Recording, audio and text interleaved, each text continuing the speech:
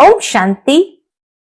आज 20 फरवरी 2025 के बाबा के अनमोल मधुर महावाक्य सुनेंगे।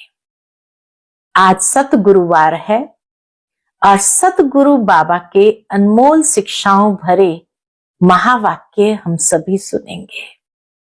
आज बाबा कहे, तुम्हें एक बाप की अव्यभिचारी याद में रहना है। उससे क्या होगा? तो सबसे पहली बात बाबा कहे, देह भान खत्म होगा। दूसरा, अपनी कर्मातीत अवस्था को बना सकेंगे। और तीसरा बाबा कहे, इस शरीर में रहते हुए अविनाशी कमाई जमा कर सकेंगे। साथ ही बाबा कहे, तुम बच्चों को ज्ञानी तो आत्मा बनकर के सर्विस करनी है। बाप से जो कुछ भी सुना है उसे धारण कर दूसरों को भी सुनाना है।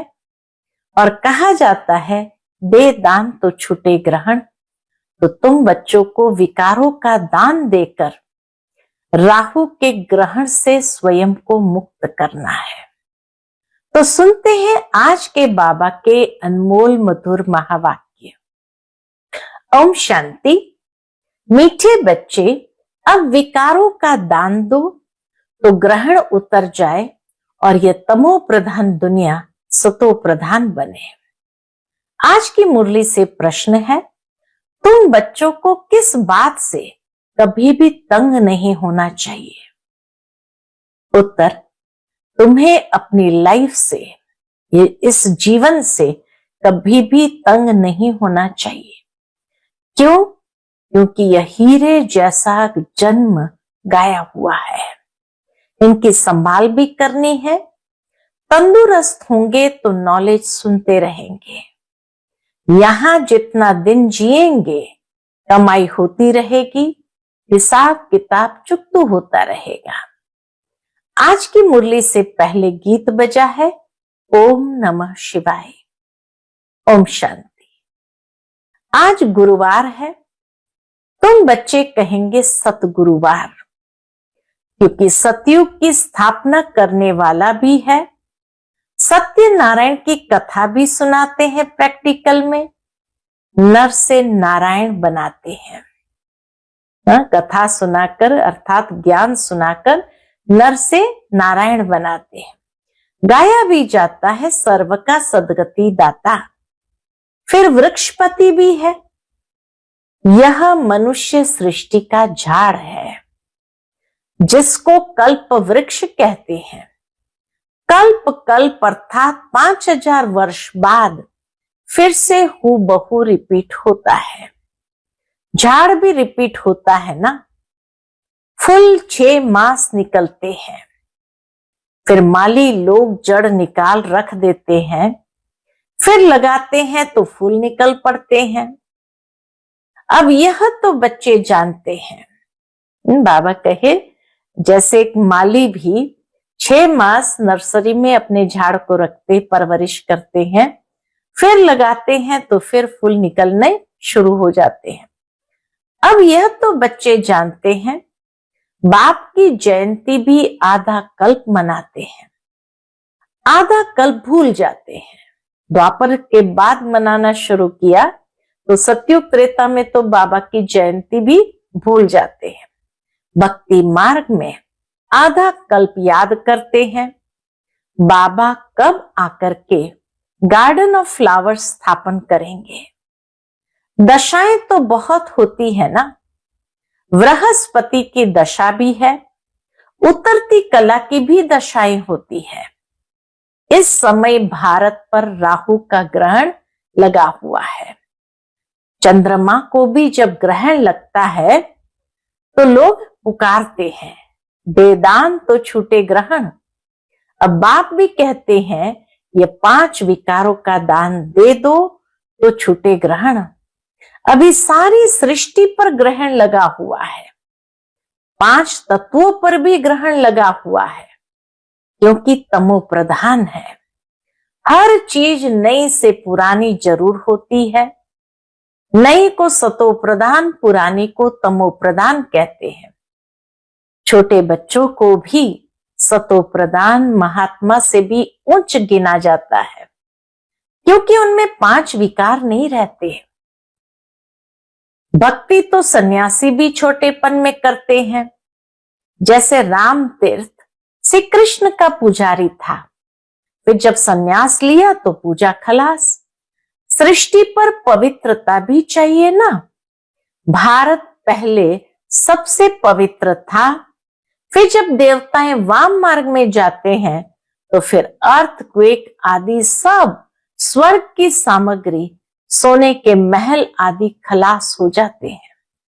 फिर नए सिर बनने शुरू होते हैं। डिस्ट्रक्शन जरूर होता है, इस नई दुनिया का भी डिस्ट्रक्शन जरूर होता है। उपद्रव होते हैं जब रावण राज्य शुरू होता है।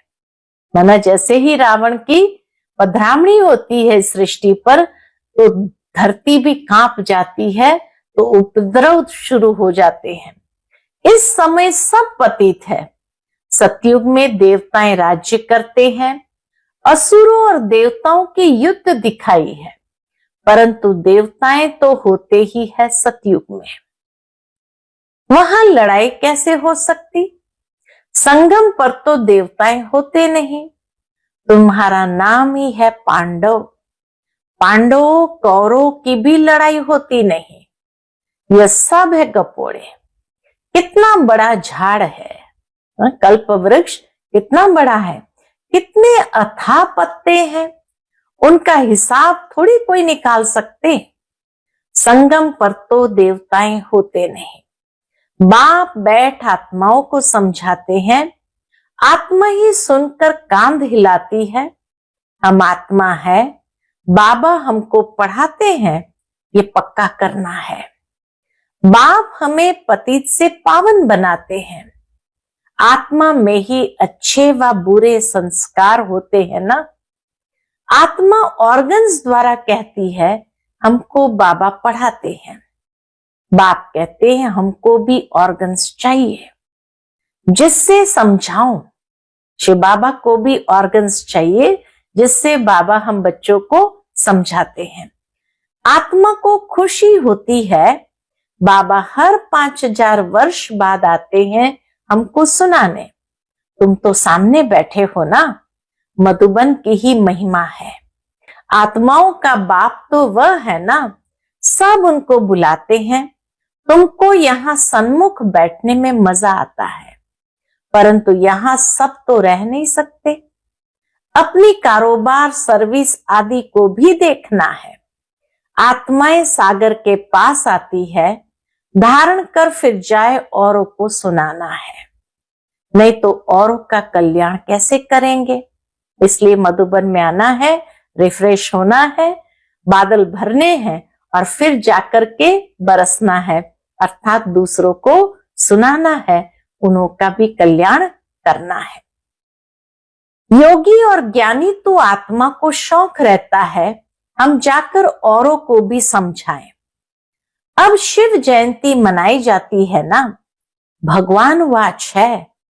भगवान वाच से कृष्ण के लिए नहीं कह सकते, वह तो है दैवी गुणों वाला मनुष्य। डिटिज्म कहा जाता है। अब बच्चे यह तो समझ गए हैं कि अभी देवी देवता धर्म नहीं है, स्थापना हो रही है। तुम ऐसे नहीं कहेंगे कि हम अभी देवी देवता धर्म के हैं, नहीं, अभी तुम ब्राह्मण धर्म के हो, देवी देवता धर्म के बन रहे हो। देवताओं का परछाया इस पतित सृष्टि पर नहीं पड़ सकता, इसमें देवताएं आ न सके। पतित सृष्टि पर देवताओं का परछाया ही नहीं पड़ सकता, तो देवताएं कैसे आ सकते हैं। तुम्हारे लिए नई दुनिया चाहिए। लक्ष्मी की भी पूजा करते हैं तो घर की कितनी सफाई कर देते हैं। अब इस सृष्टि की भी कितनी सफाई होनी है। सारी पुरानी दुनिया ही खत्म हो जानी है। लक्ष्मी से मनुष्य धन ही मांगते हैं। लक्ष्मी बड़ी या जगदम्बा बड़ी? बाबा कहे लक्ष्मी बड़ी या जगदम्बा बड़ी? तो किसी ने बाबा को कहा अम्बा। अम्बा के मंदिर भी बहुत है, मनुष्य को कुछ भी पता नहीं है। तुम समझते हो लक्ष्मी तो स्वर्ग की मालिक और जगदम्बा, जिसको सरस्वती भी कहते हैं, वही जगदम्बा फिर ये लक्ष्मी बनती है। तुम्हारा पद ऊंचा है। बाबा कहे तुम्हारा पद ऊंचा है। देवताओं से भी ब्राह्मण श्रेष्ठ माने जाते, इसीलिए लक्ष्मी से भी जगदम्बा ऊंची है। देवताओं का पद कम है, ऊंचते ऊंच तो ब्राह्मण चोटी है ना। तुम हो सबसे ऊंच, तुम्हारी महिमा है। सरस्वती जगदम्बा, उनसे क्या मिलता है? सृष्टि की बादशाही। वहां तुम धनवान बनते हो, विश्व का राज्य मिलता है। फिर गरीब बनते हो, भक्ति मार्ग शुरू होता है। फिर लक्ष्मी को याद करते हैं। हर वर्ष लक्ष्मी की पूजा भी होती है। लक्ष्मी को हर वर्ष बुलाते हैं। जगत अम्बा को कोई हर वर्ष नहीं बुलाते हैं। जगत अम्बा की तो सदैव पूजा होती ही है। 12 मास जगत अम्बा की पूजा होती है। बाकी लक्ष्मी को धनतेरस पर विशेष बुलाते हैं। तो बाबा कहे जगत अम्बा की तो सदैव पूजा होती ही है। जब चाहे तब अम्बा के मंदिर में जाए। यहां भी जब चाहो जगत अम्बा से मिल सकते हो। तुम भी जगत अम्बा हो ना। बाबा सभी बच्चों को कहते तुम भी जगत अम्बा हो ना। सबको विश्व का मालिक बनने का रास्ता बताने वाले हो। जगत अम्बा के पास सब कुछ जाकर मांगते हैं। लक्ष्मी के पास तो सिर्फ धन मांगते हैं। लक्ष्मी से सिर्फ धन मांगते हैं। उनके आगे तो सब कामनाएं रखेंगे। तो सबसे उच्च मर्तबा तुम्हारा अभी है, जबकि बाप के आकर बच्चे बने हो। बाप वर्षा देते हैं। अभी तुम हो ईश्वरीय संप्रदाय, फिर होंगे दैवी संप्रदाय। इस समय सब मनोकामनाएं भविष्य के लिए पूरी होती है। कामना तो मनुष्य को रहती है ना। तुम्हारी सब कामनाएं पूरी होती है। यह तो है आसुरी दुनिया। बच्चे देखो कितने पैदा करते हैं। तुम बच्चों को तो साक्षात्कार कराया जाता है। सतयुग में कैसे श्री कृष्ण का जन्म होता है।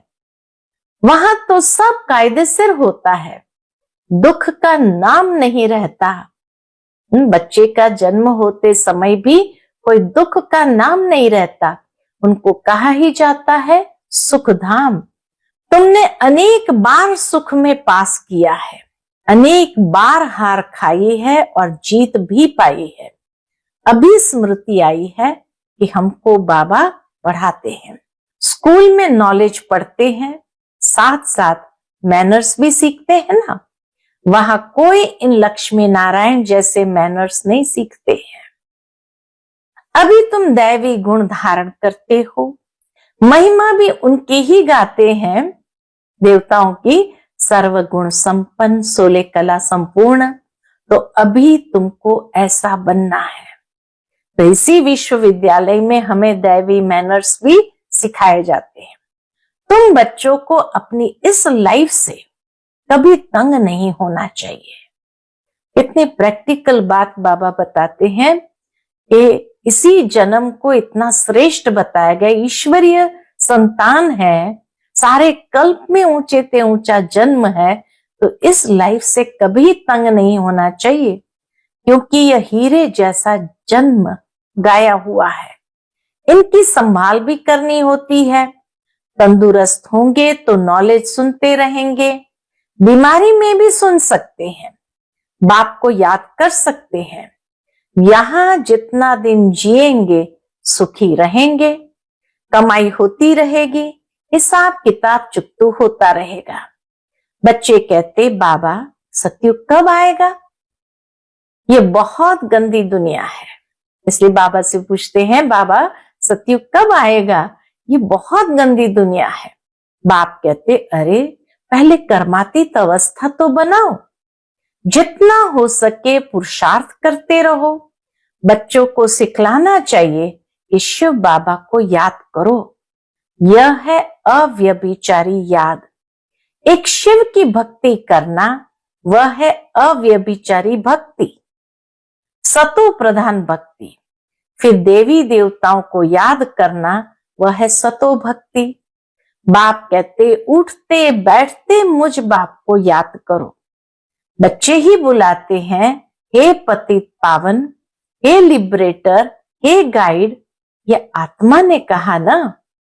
बच्चे याद करते हैं, बाप अभी स्मृति दिलाते हैं। बच्चे बाबा को याद करते हैं और बाप इस समय आकर हमको स्मृति दिलाते। तुम याद करते आए हो, हे दुख हरता सुख करता आओ, आकर दुख से छुड़ाओ, लिबरेट करो, शांति धाम में ले जाओ। बाप कहते तुमको शांति धाम में ले जाऊंगा। बाबा भी कहते हाँ बच्चे, तुम्हें शांति धाम में ले जाऊंगा। फिर सुख धाम में तुमको साथ नहीं देता हूं, वहां तुमको अकेले ही जाना है। साथ अभी ही देता हूं। संगम युग पर ही बाबा आकर साथ देते हैं। सभी आत्माओं को घर ले जाता हूं, मेरा अभी पढ़ाने का साथ है और फिर वापस घर ले जाने का साथ है। बस मैं अपना परिचय तुम बच्चों को अच्छी रीति बैठ सुनाता हूं। जैसे जैसे जो पुरुषार्थ करेंगे उसी अनुसार फिर वहां प्रारब्ध पाएंगे। समझ तो बाप बहुत देते हैं। जितना हो सके मुझे याद करो तो विकर्म विनाश होंगे और उड़ने के पंख मिल जाएंगे। आत्मा को कोई ऐसे पंख नहीं है। आत्मा तो एक छोटी बिंदी है। किसको ये पता नहीं है कि आत्मा में कैसे 84 जन्मों का पाठ नुंदा हुआ है। न आत्मा का किसको परिचय है, न परमात्मा का परिचय है। तब बाप कहते मैं जो हूं, जैसा हूं, मुझे कोई भी जान नहीं सकते। इसीलिए बाबा कहते मैं जो हूं, जैसा हूं, मुझे कोई भी जान नहीं सकता है। मेरे द्वारा ही मुझे और मेरी रचना को जान सकते हैं। जब तक स्वयं बाबा न आए और न बताए तब तक हम नहीं जान सकते हैं। मैं ही आकर तुम बच्चों को अपना परिचय देता हूं, आत्मा क्या है वह भी समझाता हूं। इनको सोल रियलाइजेशन कहा जाता है। आत्मा ब्रुकुटी के बीच में रहती है।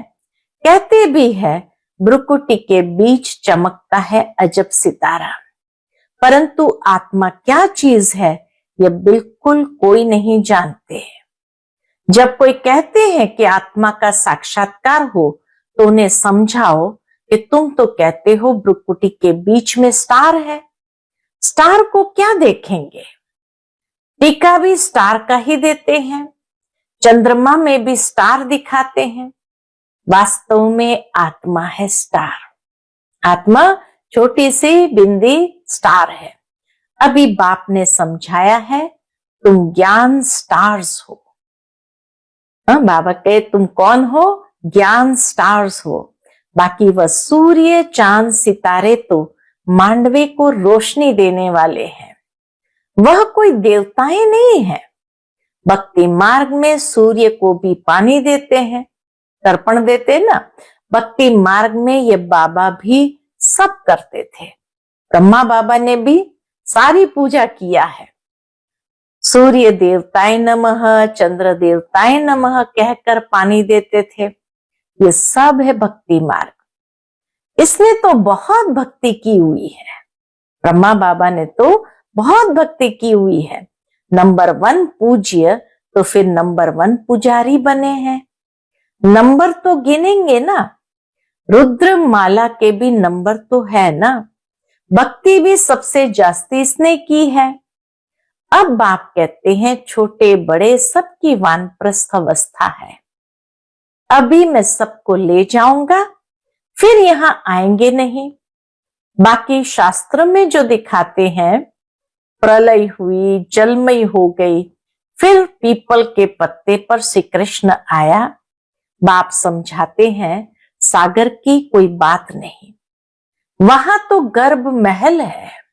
जहां बच्चे बहुत सुख से रहते हैं, यहाँ गर्भ जेल कहा जाता है। कोई धर्म क्यों नहीं दिखाए हैं? बोलो, औरों के 84 जन्म तो है नहीं। सब धर्म झाड़ में दिखाए हैं, उससे तुम अपना हिसाब निकालो कि कितना जन्म लिए होंगे। हमको तो सीढ़ी 84 जन्म की दिखानी है, बाकी सब चक्र में और झाड़ में दिखाया है। इनमें सब बातें समझाई है। नक्शा देखने से बुद्धि में आ जाता है ना। बाबा कहे नक्शा देखने से बुद्धि में आ जाता है ना। लंदन कहाँ है, फलाना शहर कहाँ है। बाप कितना सहज कर समझाते हैं। सभी को यही बताओ कि 84 का चक्र कैसे फिरता है। अभी तमो प्रधान से सतो प्रधान बनना है, तो बेहद के बाप को याद करो तो तुम पावन बन जाएंगे, और फिर पावन बन पावन दुनिया में चले जाएंगे। कोई तकलीफ की बात नहीं है। जितना समय मिले बाप को याद करो तो पक्की टेव पड़ जाएगी। बाप की याद में तुम दिल्ली तक पैदल जाओ। बाबा कहे बाप की याद में तुम दिल्ली तक पैदल जाओ तो भी थकावट नहीं होगी। सच्ची याद होगी तो देह का भान टूट जाएगा, फिर थकावट हो नहीं सकती। पिछाड़ी में आने वाले और ही याद में तीखे जाएंगे। ये भी बाबा का वरदान है कि पीछे आने वाले याद में और भी तीखे जाएंगे। अच्छा, मीठे मीठे सिकिलते बच्चों प्रति माता पिता बाप दादा का याद प्यार और गुड मॉर्निंग। रूहानी बाप की रूहानी बच्चों को नमस्ते। हम सभी रूहानी बच्चों की रूहानी माता पिता बाप दादा को याद प्यार, गुड मॉर्निंग और नमस्ते नमस्ते। शुक्रिया बाबा, शुक्रिया। आज की मुरली से धारणा के लिए मुख्य सार है। पहली पॉइंट, एक बाप की अव्यभिचारी याद में रह देभान को खत्म करना है। अपनी कर्मातीत अवस्था बनाने का पुरुषार्थ करना है। इस शरीर में रहते अविनाशी कमाई जमा करनी है। दूसरी पॉइंट, ज्ञानी तो आत्मा बन औरों की सर्विस करनी है। बाप से जो सुना उसे धारण कर दूसरों को सुनाना है। 5 विकारों का दान दे, राहु के ग्रहण से मुक्त होना है। आज का बाप दादा का मधुर वरदान हम बच्चों के प्रति है। एक मत और एक रस अवस्था द्वारा धरनी को फलदायक बनाने वाले हिम्मतवान भव। एक मत और एक रस अवस्था द्वारा धरनी को फलदायक बनाने वाले हिम्मतवान भव। जब आप बच्चे हिम्मतवान बनकर संगठन में एक मत और एक रस अवस्था में रहते व एक ही कार्य में लग जाते हो तो स्वयं भी सदा प्रफुल्लित रहते और धरनी को भी फलदायक बनाते हो। जैसे आजकल साइंस द्वारा अभी अभी बीज डाला, अभी अभी फल मिला, ऐसे ही साइलेंस के बल से सहज और तीव्र गति से प्रत्यक्षता देखेंगे। जब स्वयं निर्विघ्न एक बाप की लगन में मगन एक मत और एक रस रहेंगे तो अन्य आत्माएं भी स्वतः सहयोगी बनेगी और धरनी फलदायक हो जाएगी। आज का स्लोगन है, जो अभिमान को शान समझ लेते वह निर्माण नहीं रह सकते। जो अभिमान को शान समझ लेते वह निर्माण नहीं रह सकते। आज का अव्यक्त इशारा है, एकांत प्रिय बनो, एकता और एकाग्रता को अपनाओ। एकांतवासी और रमणीकता दोनों शब्द में बहुत अंतर है, लेकिन संपूर्णता में दोनों की समानता रहे। जितना ही एकांतवासी उतना ही फिर साथ साथ रमणीकता भी हो। एकांत में रमणीकता गायब नहीं होनी चाहिए।